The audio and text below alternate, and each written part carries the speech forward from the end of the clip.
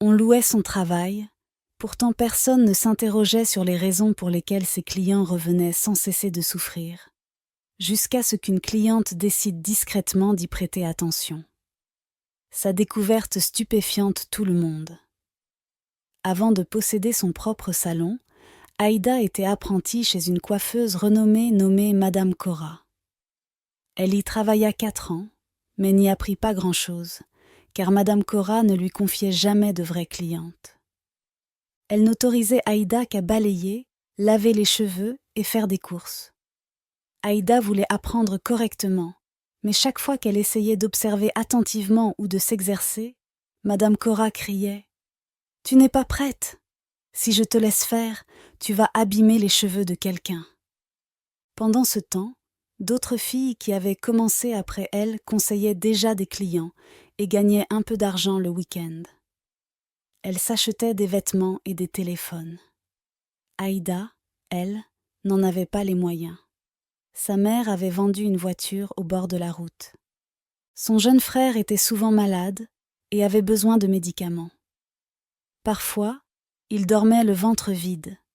Mais Aïda ne se plaignait pas car elle était persuadée qu'un jour elle deviendrait coiffeuse professionnelle et aiderait sa famille. Puis, un jour de saison des pluies, Madame Cora tomba fréquemment malade et dut fermer le salon pendant 2 mois. Elle ne paya aucun des apprentis et leur dit d'attendre son retour. Ces 2 mois furent très difficiles pour Aïda. Elle reste chez elle sans ressources, sans espoir et sans projet. Elle essayait d'aider sa mère à l'étal d'Ikara, mais cela ne rapportait pas assez d'argent. Un soir, assise dehors, elle songeait à sa vie. Des larmes coulaient silencieusement sur ses joues. Elle se demandait si elle avait perdu son temps. Elle se demandait si Madame Cora comptait un jour la libérer ou la certifier. Une voisine qui connaît son histoire lui conseilla « Si vous attendez que Madame s'occupe de vous, vous risquez d'attendre longtemps. Si vous savez que vous êtes capable de faire ce travail, commencez petit. Personne ne commence par de grands projets. » Cette nuit-là, Aïda ne dormit pas bien. Elle continuait à réfléchir. La semaine suivante, elle utilisait les maigres économies qu'elle avait accumulées au fil des ans et loua une minuscule boutique en bois dans la rue. Elle la nettoya et y installa un petit miroir. Elle a emprunté un sèche-cheveux et acheté des produits de base. Rien n'était parfait, mais c'était à elle. Elle a ouvert son salon avec une petite pancarte écrite à la main. Chez Aïda Hair Palace, un salon de coiffure impeccable et abordable. Le chemin à parcourir s'annonçait difficile, mais elle se répétait « Je ferai tout pour que ça marche ». Elle ignorait que cette promesse la pousserait plus tard à prendre des décisions qu'elle n'avait jamais envisagées. Lorsqu'elle a ouvert son salon, Aïda était persuadée qu'après avoir tressé les cheveux de ses clientes, celles-ci reviendront régulièrement. C'est ainsi, selon elle, que les entreprises prospéreraient. Chaque matin, elle arrivait tôt, nettoyait le salon, dépoussiérait le miroir et attendait avec espoir. Durant sa première semaine, quelques personnes sont venues. Certaines voulaient des tresses africaines, d'autres un simple tissage, et d'autres encore périodiquement défaire leurs tresses. Il s'agissait principalement de voisins et de membres de l'Église désireux de soutenir son nouveau commerce. Elle s'est occupée de chacun avec douceur et attention. Elle ne se pressait pas et ne se plaignait pas. Elle tressait avec patience, comme elle en rêvait lorsqu'elle était encore apprentie. Quand chaque cliente se tenait devant le miroir et admirait la perfection de sa coiffure, elle souriait de fierté. L'un d'eux a dit « Aïda, tu as des mains douces, tu es douée, je reviendrai. » Une autre a dit « C'est super, je vais prendre une photo. » Quelqu'un a même promis d'amener sa sœur le week-end. Ces mots réchauffèrent le cœur de Aïda. Elle crut enfin entrer dans son avenir. Mais 3 semaines passèrent, et personne ne revint. Elle attendait tous les jours, parfois du matin au soir. Mais aucun client habituel ne se présentait. Au début, Elle pensait qu'ils étaient peut-être occupés ou qu'ils comptaient revenir quand leurs cheveux seraient abîmés. Elle garda espoir et commença à les apercevoir dans la rue, à l'église, au carrefour, au marché, devant les échoppes. Chaque fois qu'elle les saluait, ils lui répondaient avec joie. « Mes cheveux sont toujours aussi bien coiffés. J'en profite encore. »« Oh, ça n'a pas été difficile du tout. Vous avez fait du bon travail. » Certains ont même ajouté fièrement. « Cela fait presque un mois et je n'y ai rien changé. » Ils le disaient comme un compliment. Mais pour Aïda, cela devenait un problème. Les gens aimaient tellement son travail qu'ils n'éprouvaient pas le besoin de revenir de sitôt. Certains ne suivront qu'une fois par mois. D'autres attendaient 3 semaines, voire plus. Ses mains étaient soignées, mais sa boutique ne prospérerait pas. Bientôt, la réalité la rattrapa. Le loyer de sa boutique s'élevait. Il lui fallait racheter des produits, les frais de transport et d'alimentation augmentaient. Sa mère avait besoin d'aide. Son frère était toujours souvent malade. Elle n'avait aucun revenu d'appoint, ni associé, ni sponsor. Elle tente de baisser ses prix, mais cela n'attira que des clientes qui se faisaient tresser les cheveux une seule fois et disparaissaient pendant des semaines. Elle essaya d'offrir des shampoings gratuits aux clientes fidèles, mais personne ne revint assez vite pour en profiter. Un soir de pluie, elle était assise seule dans son salon, la tête appuyée sur la table miroir. Elle contemplait le petit espace qu'elle avait aménagé avec ses dernières économies. Et la peur s'insinue pour la première fois dans son cœur. Elle se demanda, « Le talent suffira-t-il à me sauver ? Et si cette boutique fermait comme celle de Madame Cora ? Et si toutes mes années d'apprentissage étaient vaines ? Comment ma famille survivra-t-elle » C'est alors qu'elle se souvint de la phrase que tante Sia lui avait dit au marché, des mois auparavant, alors qu'elle pleurait sur son sort. La fidélité des clients est la clé de la survie. Elle se la répéta doucement ce soir-là. Les clients fidèles. Allongée sur son lit, elle fixait le plafond, plongée dans ses pensées, et ne se rendormit que le lendemain matin. La semaine suivante, la situation s'aggrave. Les factures augmentent, la clientèle diminue et les nouveaux clients se font rares. Elle savait qu'elle devait changer de stratégie, trouver un moyen de fidéliser sa clientèle, mais elle ignorait encore de quoi il s'agirait. Une chose était sûre, elle ne pouvait pas continuer ainsi. C'est alors que la première idée dangereuse lui vint à l'esprit, non par malveillance, mais par instinct de survie. Après plusieurs jours de calme au salon, Aïda a commencé à observer comment les autres coiffeurs du quartier géraient leur activité. Elle remarqua quelque chose auquel elle n'avait jamais prêté attention auparavant.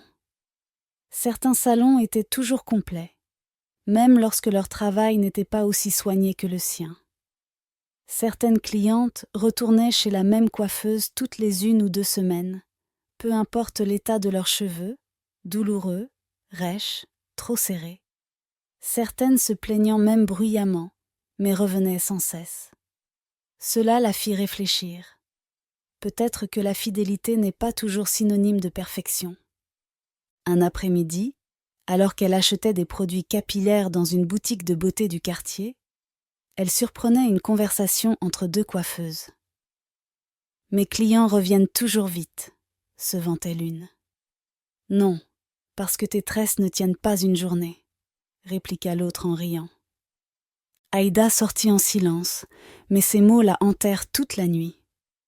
Elle s'assit avec sa mère dans leur petit salon.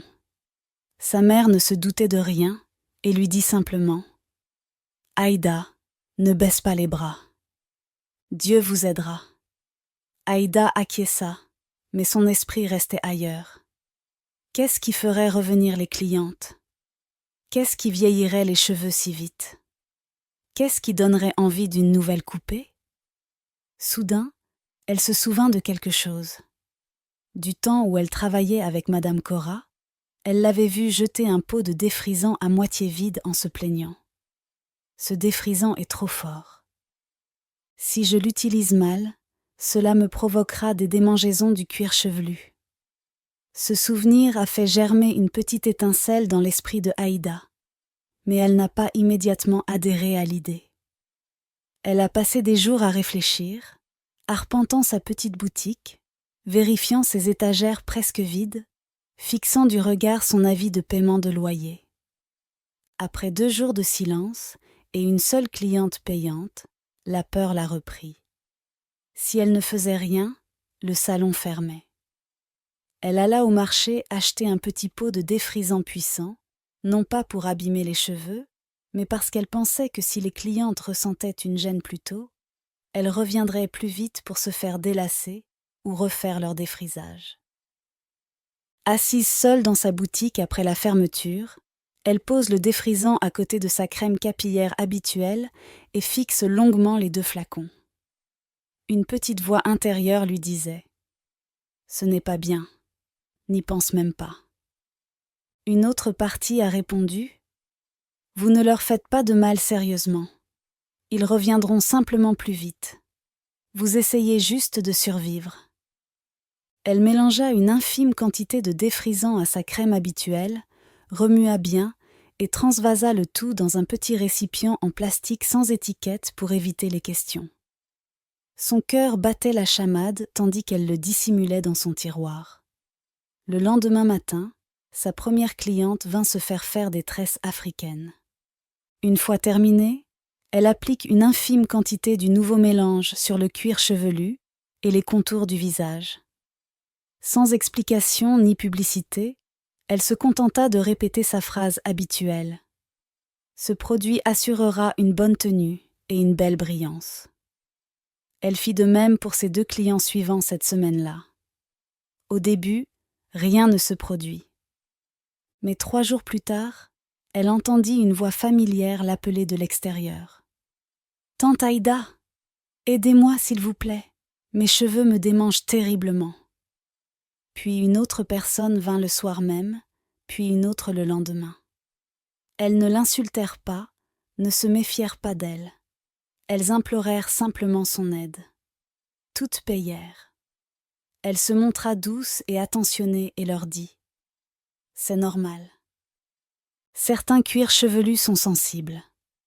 La prochaine fois, nous utiliserons une autre méthode. » En 3 semaines, son salon, auparavant presque vide, est devenu toujours plein à craquer.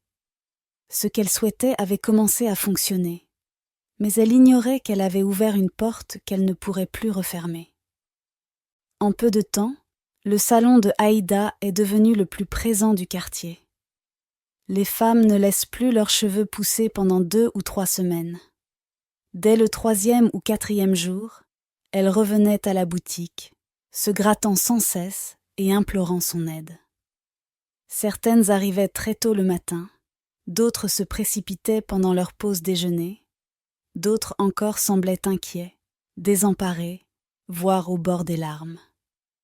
Aïda les accueillait toujours d'un air calme, même si elle savait déjà ce qu'ils étaient venus chercher. « Ne vous inquiétez pas, disait-elle, asseyez-vous, je vais arranger ça. » Ils payaient à nouveau, parfois même plus qu'avant. Bientôt, chaque semaine se présentera à la fin du mois. Ses poches étaient pleines, ses étagères toujours bien garnies, et elle a progressivement amélioré son salon. Un nouveau ventilateur sur pied, un plus grand miroir mural, un anneau lumineux pour les photos, des pochettes en nylon à son effigie pour les accessoires, une nouvelle enseigne. Les clients l'appelaient même la coiffeuse attentionnée, car elle ne les oubliait jamais. Peu importe l'heure, et comme beaucoup de clients revenaient régulièrement, elle a eu une autre idée lucrative, des produits capillaires apaisants. Elle a acheté des flacons vides, a créé des autocollants avec le nom de son salon, et les a remplis d'huile capillaire classique mélangée à du menthol et de la vaseline. Cela lui apporte un soulagement temporaire, et les clients crurent que le remède fonctionnait. Rapidement, elle gagna de l'argent en faisant des tresses, en restreissant les tresses et en vendant des soins capillaires. Ses revenus triplent. Elle envoyait plus souvent de l'argent à sa famille, et sa mère priait pour elle à voix haute. Tout semblait prometteur, jusqu'à ce qu'elle prenne confiance en elle, puis devienne avide. Comme le premier mélange défrisant lui avait permis de fidéliser une clientèle nombreuse, Aïda était persuadée qu'une plus grande quantité donnerait des résultats encore plus rapides. Elle a commencé à expérimenter. Un peu de défrisant mélangé à de la crème, puis légèrement plus, puis de petites doses d'autres produits chimiques destinés uniquement aux cheveux et non au cuir chevelu. Elle se disait qu'elle maîtrisait encore la situation. Elle se répétait que rien de grave n'arriverait. Elle se disait que c'était toujours une stratégie commerciale, pas un acte malveillant. Mais elle n'utilisait plus une petite quantité. Elle utilisait une dose habituelle, persuadée que tout se passerait bien. Au début, les résultats furent rapides. Certains clients revenaient 2 jours plus tard, se grattant comme si quelque chose leur rampait sur le cuir chevelu. Ils ne se doutaient de rien. Ils pensaient que c'était la chaleur, le temps, la transpiration ou des pellicules. Ils faisaient confiance à ses mains, sans savoir que ses mains avaient changé. Un après-midi, une dame est revenue en pleurant doucement. « Mes cheveux ne me démangent pas seulement. C'est douloureux. Aidez-moi à vérifier, s'il vous plaît. » Lorsque Aïda a défait une partie de ses tresses, elle a remarqué qu'il lui manquait une petite mèche de cheveux.